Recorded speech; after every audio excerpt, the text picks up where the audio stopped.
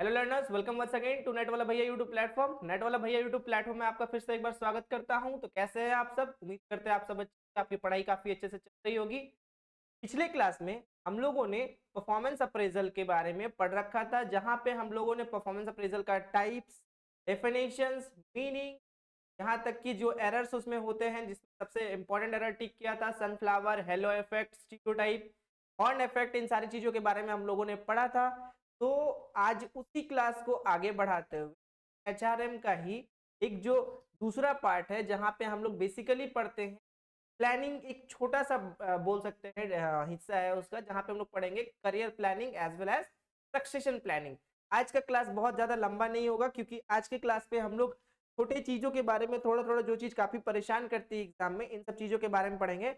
जहां पे मेन था आपका एक करियर प्लानिंग था, दूसरा आपका था क्या, सक्सेशन प्लानिंग। चलिए सबसे पहले इसके बारे में थोड़ा सा जानते हैं, फिर आएंगे हम लोग अपने पीडीएफ में। करियर प्लानिंग जो होता है वो इंडिविजुअल, मेरा खुद का प्लानिंग क्या है, खुद के करियर के लिए मैं क्या प्लान कर रखा हूँ, ये एक इंडिविजुअल प्लानिंग है।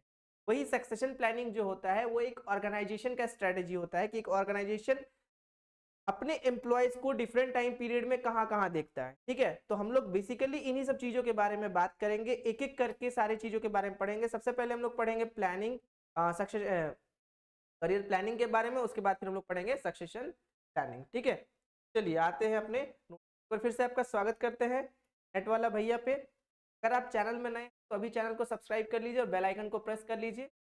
चलिए, अगर आपने अभी तक हमारा नेट टेलीग्राम चैनल ज्वाइन नहीं करा है तो आप अभी हमारे टेलीग्राम चैनल को ज्वाइन कर लीजिए वाला भैया के नाम से। वहाँ पे सारे नोट्स आपको फ्री ऑफ कॉस्ट प्रोवाइड किए जाते हैं। आज क्लास हो रहा है उस आपको अगले दिन क्या करेगा। आज होगा हमारा लेक्चर नंबर 12, जहाँ पे हम लोग एचआरएम के बारे में पढ़ेंगे। चलिए हम लोग तो पढ़ेंगे career succession planning and career planning के बारे में दोनों, बट सबसे पहले बात करते हैं कि करियर प्लानिंग होता क्या है। देखो, करियर प्लानिंग वो प्लानिंग होता है जहां पे हम लोग खुद का एवेल्युएशन करते हैं, सेल्फ एवेल्युएशन। ठीक है, डन बाय अ पर्सन, खुद के मतलब कोई पर्सन खुद का एवेल्युएशन करता है to have a strong career path, ताकि वो चुन सके अपना एक स्ट्रॉन्ग करियर पाथ को। ठीक है, career path, career planning process is a continuous process. Obviously continuous process है, क्योंकि अगर ये प्रोसेस को आज अगर हम छोड़ देते हैं तो कल को जाकर के हमको क्या करना है वो तो हम नहीं समझ पाएंगे। तो खुद को समझना, अंडरस्टैंडिंग वन सेल्फ, उसके अकॉर्डिंग करियर को सेट करना, और फिर उसी में अपने आप को अपने स्किल्स को इनहेंस करते जाना, और अपने लिए एक राइट पाथ चूज कर लेना, that is only career planning. ठीक है, तो इसी को बोलते हैं हम लोग बेसिकली क्या, करियर प्लानिंग। ठीक है, यहाँ तक तो कोई दिक्कत नहीं होना चाहिए। नहीं सर कोई दिक्कत नहीं है, आगे बढ़िए। चलिए बढ़ते हैं आगे। आगे क्या दिया हुआ है देखेंगे थोड़ा सा। सर आगे दिया हुआ है इसमें डेफिनेशन। जैसा कि आपको पता है, डेफिनेशन में a career consist of change in value, attitude and motivation that occur as a person grows older. जैसे जैसे आप किसी चीज को अचीव करते जाते हो, आप नए नए चीजों को सीखते हो, तो आपके अंदर बहुत सारे चेंजेस देखने को मिलते हैं। आपके अंदर वैल्यूज डेवलप होंगे, एटीट्यूड में चेंजेस आएगा। अगर पहले नेगेटिव एटीट्यूड पॉजिटिव भी हो सकता है, और पॉजिटिव था तो नेगेटिव भी हो सकता है, डिपेंड ऑन द आप किस तरह का काम कर रहे हो। ठीक है, importance of a career planning. Career planning का अगर इंपॉर्टेंस देखें तो क्या मतलब, इसका महत्व क्या है? तो सर इसका महत्व ये है, attract a competent person and to retain them in the organisation. Competent person organisation काम करना चाहता है, अच्छे से काम करना चाहता है, और उस बंदे को रिटेन करके रखना, मतलब लंबे समय तक उसको अपने कंपनी में या अपने ऑर्गेनाइजेशन से जोड़ करके रखना। To provide a suitable promotional opportunity, तो टाइम टू टाइम ऐसा अपॉर्चुनिटी दो जिसके कारण उसको ये लगे कि मेरा एग्जिस्टेंस रियलिटी में यहाँ पे मायने रखता है। अगर आप कहीं पे जॉब कर रहे हो या कोई काम कर रहे हो, अगर वहां पे ग्रोथ के नाम पे कुछ है ही नहीं, तो आपको लगेगा ना आप बस यहाँ पे टाइम पास कर रहे हो, नथिंग। ठीक है, तो प्रमोशनल अपॉर्चुनिटीज होना चाहिए to enable the employee to develop, take them ready to meet the future challenges. उनको इस तरीके से डेवलप आप करो, ट्रेनिंग एंड डेवलपमेंट का ही पार्ट है। इस तरीके से आप ट्रेन तो अब शॉर्ट टर्म के लिए होता है, लेकिन जब कोई बंदा डिफरेंट डिफरेंट काम को अलग अलग तरीके से सीखता है और सीखने के बाद उसको अप्लाई करता है, तो कहीं ना डेवलपमेंट अपने आप हो जाता है। तो बंदे को इस तरीके से आप ट्रेन करो, मतलब अपने एम्प्लॉय को इस तरीके से ट्रेन करो कि वो फ्यूचर में जो भी अनसर्टेनिटीज हो या जो भी चैलेंजेस आए उसको वो आराम से मीट कर सके। Next, to increase the utilization of the managerial reserve with an organization. Utilization मतलब उपयोगिता बढ़ाइए किसका, मैनेजरियल रिजर्व का, to attract the employment placement, employment के प्लेसमेंट को अट्रैक्ट कीजिए, large number of the peoples को अट्रैक्ट कीजिए, रिड्यूस कीजिए एम्प्लॉय का dissatisfaction and the turnover. Word बार बार आता है टर्नओवर। टर्नओवर का मतलब यहाँ पे ये होता है कि अगर आपके एम्प्लॉयज इस ऑर्गेनाइजेशन से अगर सेटिस्फाइड नहीं है तो सेटिस्फाइड नहीं है तो ऑब्वियस है कि वो दूसरे ऑर्गेनाइजेशन की ओर देखेंगे। पहले तो वो एब्सेंटिज्म करना स्टार्ट करेंगे, मतलब आएंगे नहीं आएंगे, क्योंकि उनको ये लगेगा कि मेरा एग्जिस्टेंस ही नहीं है तो मैं आके क्या करूं। टर्नओवर मतलब फिर वो छोड़ करके चले दूसरे कंपनी दूसरे ऑर्गेनाइजेशन। तो ये सब चीज से क्या होता है, लोगों पे काफी इम्पैक्ट पड़ता है। तो ये चीज को कम होना, रिड्यूस होना चाहिए, to improve the motivation and morale, और मोरल को बढ़ाना है ताकि वो ज्यादा से ज्यादा अच्छे से अच्छा हो। ठीक है, अब जरूरी नहीं है कि आप बोलोगे कि सर सारा कोई प्रोडक्शन में ही, बिल्कुल सारे लोग प्रोडक्शन पे नहीं है। तो प्रोडक्शन का मतलब यहाँ पे ये नहीं कि आप उत्पादन करो, इधर से रॉ मटेरियल डाल रहे हो उधर से प्रोडक्शन। भाई प्रोडक्शन का मतलब ये होता है कि आप जो भी काम कर रहे हो उस काम को प्रोडक्टिव वे में करो, अच्छे से करो। ठीक है, तो यहाँ पे पॉइंट्स को समझना। करियर प्लानिंग प्रोसेस के तहत सबसे पहला जो प्रोसेस आता है वो आपका आता है सेल्फ असेसमेंट, नंबर 1। दूसरा जो प्रोसेस है आपका वो रिसर्च ऑन करियर, ठीक है, यहाँ पे अपॉर्चुनिटीज वगैरह को आपको देखना होगा। तीसरा अपने करियर के ऑब्जेक्टिव्स को सेट करना होगा, ऑब्जेक्टिव सेट कर दिया। उसके बाद फोर्थ नंबर क्या हो गया, इम्प्रूव स्किल्स। आप अपने स्किल्स पे ध्यान देंगे, आपका स्किल्स कहाँ पे इम्प्रूव करना है, चीज के बारे में फोकस करोगे आप। तो जब आप अपने स्किल्स के बारे में फोकस करोगे आप पे कहीं ना कहीं आपके स्किल्स में इम्प्रूवमेंट देखने को मिलेगा। उस टाइम पे आप ये देखोगे कि आपका कहीं ना कहीं डिमांड बढ़ेगा तो आप उन सर्टेन चीज़ों को नहीं फुलफिल कर पाओगे। ठीक है, तो डिमांड बढ़ना एक अच्छी चीज़, गुड थिंग। चलो नेक्स्ट, पेयर सीवी अपना सी वो क्यूरिकुलम विटे अपना तैयार करो भाई, बायोडाटा बनाओ, अब तो आपका सहनाई बजने वाला है। हाँ भाई, ऑर्गेनाइजेशन में आप जाने वाले हो, फिर अपने जॉब के अपने अकॉर्डिंग जॉब को सर्च करो, उसके बाद फिर अगर बहुत रिवाइज करने का जरूरत है तो रिवाइज करो, otherwise that is the career planning process, जहाँ पे सबसे पहला हम लोग पढ़ते हैं क्या, सेल्फ असेसमेंट। देखिए प्रोसेस और स्टेप्स जो होते हैं वो एज इट इज याद किया कीजिए, उसमें कोई चेंजेस नहीं करना है। अगर उसमें कोई चेंजेस करते हैं तो आपको काफी परेशान करेगा, कि अगर आप उसको लर्न नहीं करते हैं एज इट इज तो आपको एग्जाम में बहुत परेशानी होने वाली। क्योंकि इससे रिलेटेड कितने बार क्वेश्चंस में पिछले साल के अगर आप क्वेश्चन को देखोगे उठा करके, वहां पे आपको मोस्ट ऑफ द क्वेश्चन कुछ इस तरीके से दिखाई देगा, सीक्वेंस वाइज अरेंज करने के काफी सारे। भाई जब पिछले बार आ सकता है तो इस बार भी आ सकता है, आ सकता है, जरूरी नहीं कि आएगा ही, जरूरी नहीं कि नहीं आएगा, हु नोज। ठीक है,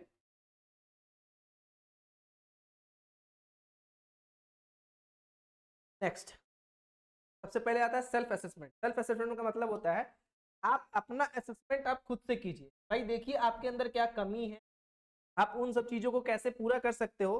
तो the first step is the process is the self assessment to be done by the individual to understand his her own skills, areas of interest, aspiration and goals are very important that he would define how a person would create a future। आप future plan को कैसे create करते हो, मतलब कि आप खुद को कहाँ देखते हो। जैसे कि मान के चलो कि मैं किसी कंपनी का सीईओ बनना चाहता हूँ और मैं किसी कंपनी का ढंग का एम्प्लॉय भी नहीं हूँ, तो पहले मेरे को जहाँ पे जिस जगह पे मैं मतलब एम्प्लॉय छोड़ दो, मैं कहीं पे मैनेजर हूँ, तो अगर वो काम को मैं अच्छे से नहीं कर पाऊंगा तो जाहिर सी बात है ऊपर नहीं पहुंच पाऊंगा। तो मेरे को अगर ऊपर जाना है तो यहाँ का काम अच्छे से करना होगा, तभी मैं धीरे धीरे ऊपर बढ़ सकता हूँ। ठीक है, तो पहले खुद का सेल्फ असेसमेंट कीजिए, अपना पॉइंट ऑफ इंटरेस्ट को ढूंढिए। Next, research on career and opportunities. अब उस पर आप रिसर्च कीजिए, रिसर्च करने में तो अभी हम लोग माहिर हो रहे हैं धीरे धीरे क्योंकि पढ़ रहे हैं। ठीक है, तो the second step in the process is to understand the career option, companies available, growth options in career etc, which is aligned with the self assessment done already।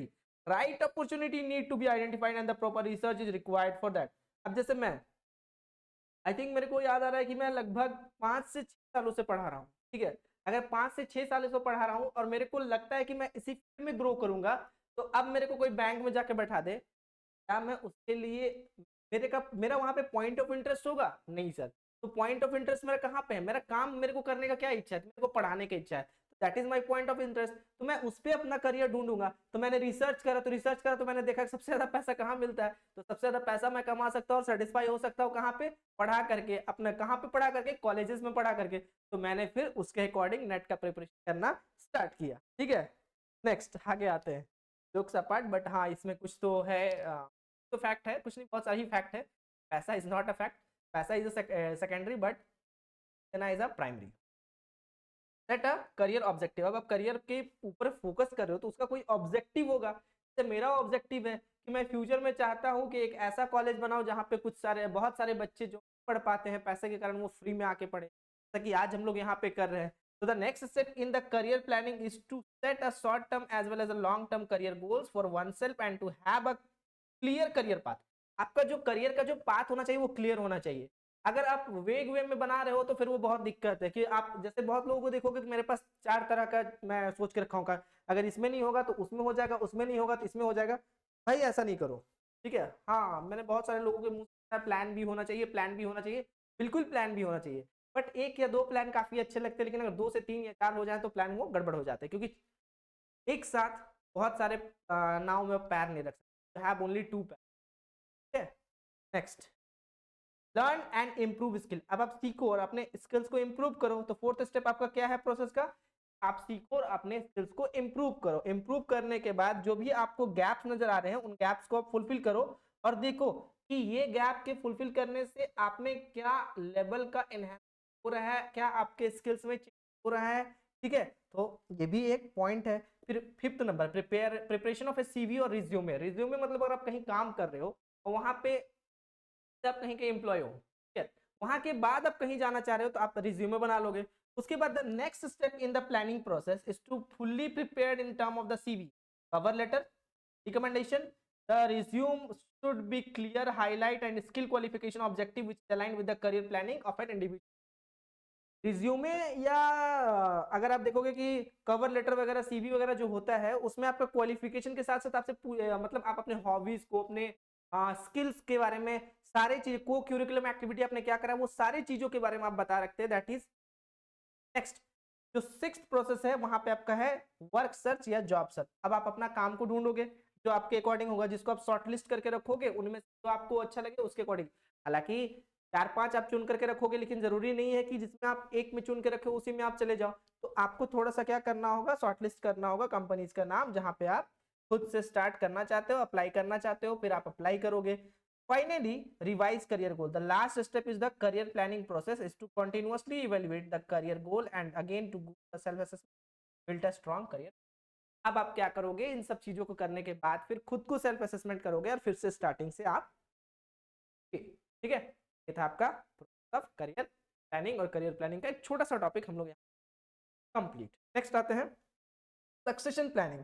Succession planning काफी इंपॉर्टेंट टॉपिक है और काफी अच्छा topic है, ठीक है। थोड़ा सा दोनों ही इंपॉर्टेंट टॉपिक है, ध्यान दीजिएगा इस पे, है ना।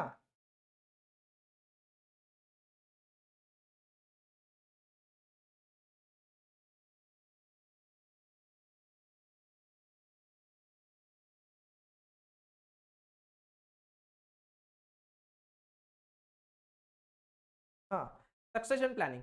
Succession planning can be defined as a continuous process of recognising and developing. याद रखना, करियर प्लानिंग कोई इंडिविजुअल कर रहा था, मेरे को खुद का करियर प्लानिंग करना, मैं खुद करूंगा।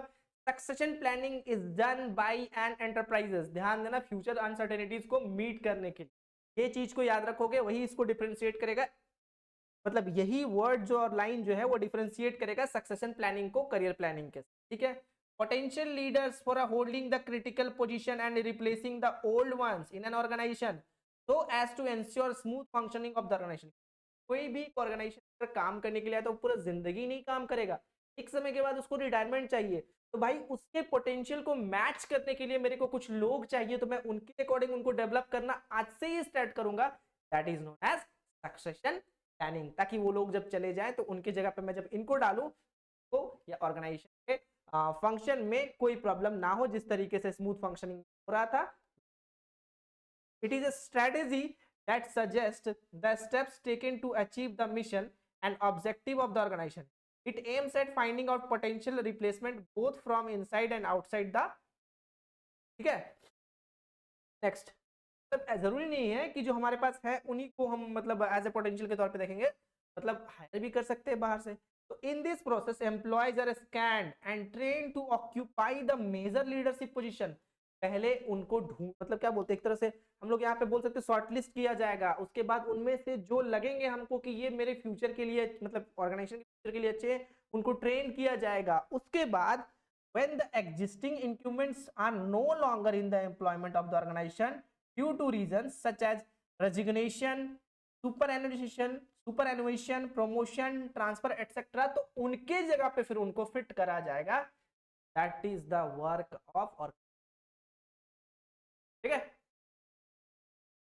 Succession planning enables the manager and executives to assess and develop the talent of pool of employees। Talent pool of क्या करना है? एम्प्लॉयज। मतलब एम्प्लॉयज के टैलेंट को पुल करना है, जोड़ना है। पुल मतलब खींचना नहीं है, जोड़ना है। Who has the ability and the willingness to fill the position, जो कि किसी एम्प्लॉयज के पोजीशन को फुलफिल करने में मदद करेंगे। जैसे मैं सपोज दैट एक कंपनी से या एक ऑर्गेनाइजेशन से रिजाइन करके जा रहा हूं, तो ऑब्वियस है कि वो ऑर्गेनाइजेशन तो अपना काम करना नहीं छोड़ेगी। मैं प्रोडक्शन हेड था बाय द वे, मान के चलो, तो मैं प्रोडक्शन हेड था, तो मेरे मतलब जो एचआर जो होता है वो उसको मतलब पहले से इस चीज के लिए रेडी रहना पड़ता है कि अगर ये बंदा छोड़ेगा तो इसके जगह पे मैं किसको इसके सब्स्टिट्यूशन के तौर पे किसको लेकर के आऊंगी। तो वहां पे वो क्या करेंगे, यहाँ पे वो जनरली ये करेंगे कि मेरे पोटेंशियल्स के अकॉर्डिंग और बंदे को देखेंगे या बाहर से हायर करेंगे। देखने के बाद उनको प्रॉपर ट्रेनिंग देंगे। ट्रेनिंग देने के बाद फिर अगर मैं ज्वाइन करके रहा हूं तो उसके बाद वो मेरे जगह। एक चीज आप सुना है, जब भी आप रेजिग्नेशन दोगे तो एट ए टाइम आपका एक्सेप्ट नहीं होगा, आपका 1 महीना या 2 महीने बाद ही आप मतलब जा सकते हो। का रीजन पता है? क्योंकि वो 1 या 2 महीने के अंदर आपके एक मतलब जो आप जो कर रहे थे वैसा ही एक बंदे को वो लोग अपॉइंट कर लेंगे और फिर आप जब चले जाओगे तो आपके जगह पे उसको लाके रख देंगे, ताकि ऑर्गेनाइजेशन के प्रोडक्शन में कोई परेशानी आए और कंपनी प्राइजेस अपना स्मूथ आसानी से। ठीक है। Next, process of succession planning का भी प्रोसेस है सर। हाँ भाई है तो है, पढ़ना है। सबसे पहले identify key position, identify the capabilities of the key position.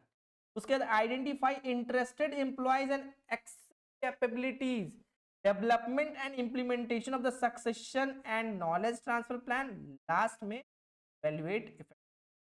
ठीक है।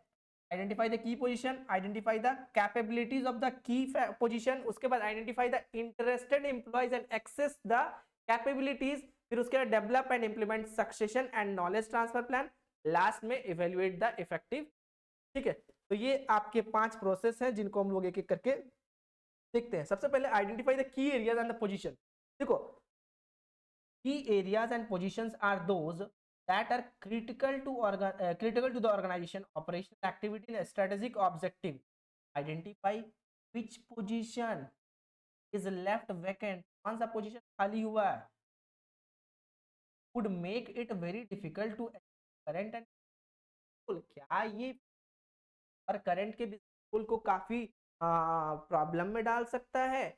Identify with the position if left vacant would be determinant the health safety और security and,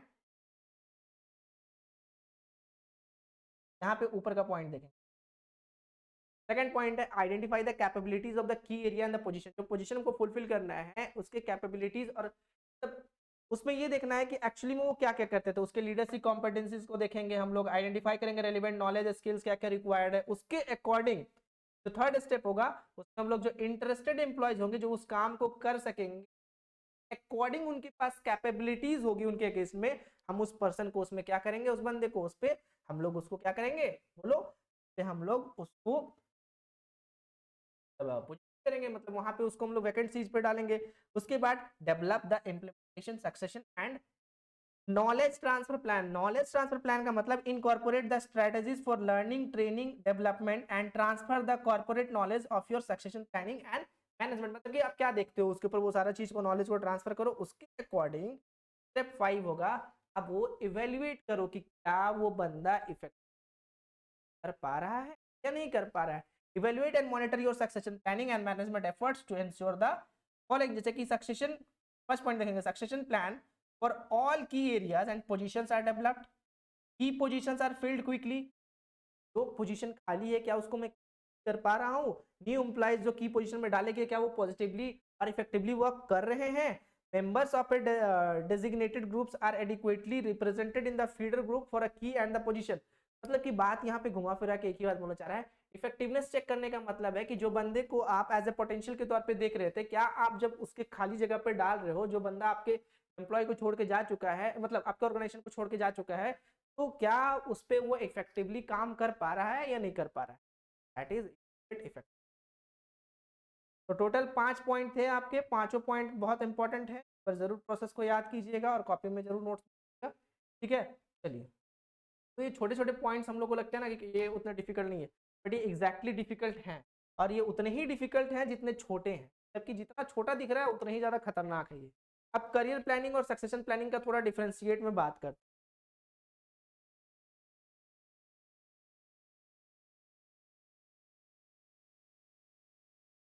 Career planning, it covers all level of the employees.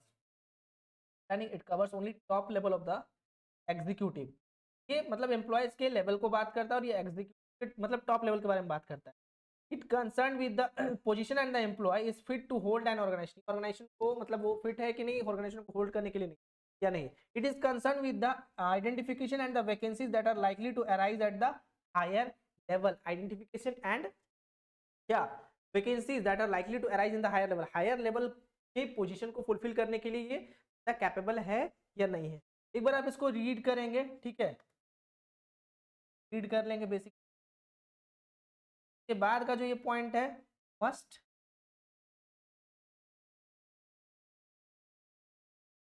Right.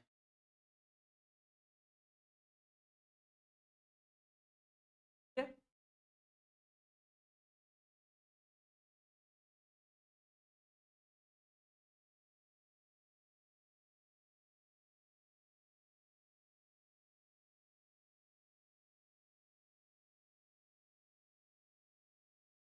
चलिए आगे देखते हैं career planning versus succession.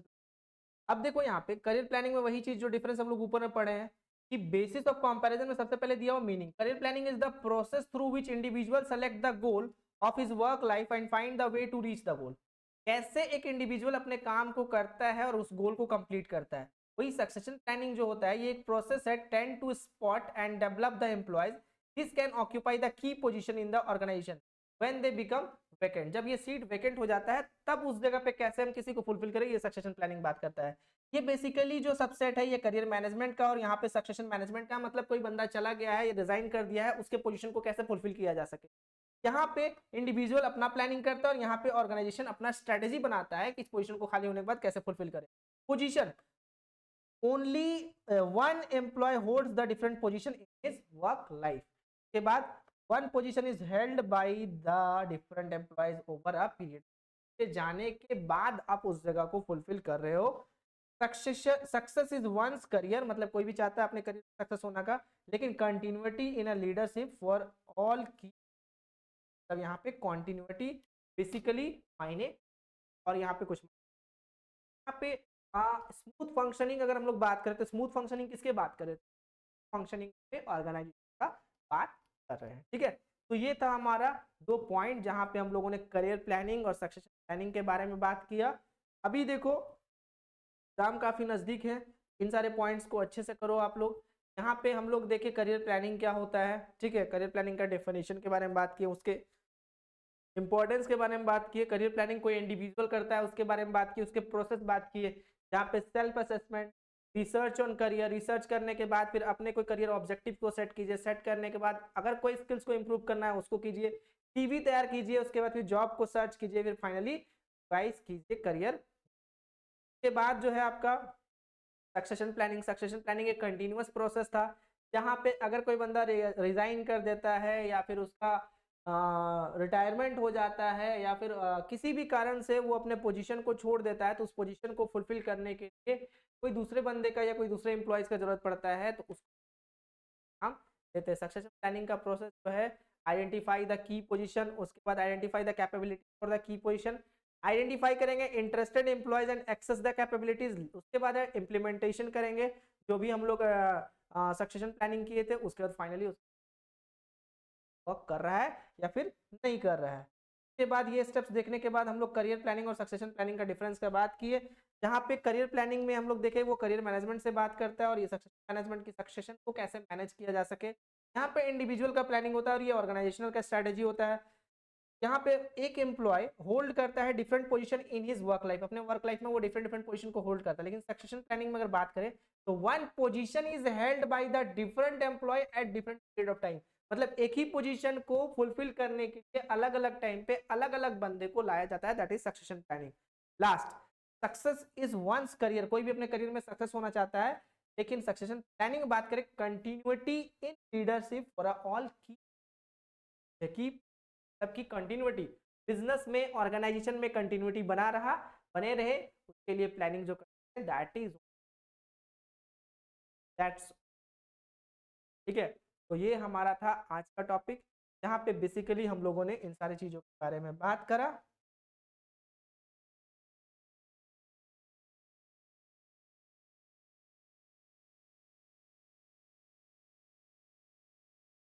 आज अच्छा लगा लाइक कीजिए, चैनल को सब्सक्राइब कीजिए और ज़्यादा से ज़्यादा वीडियो अगले क्लास में पढ़ते रहिए। बाय।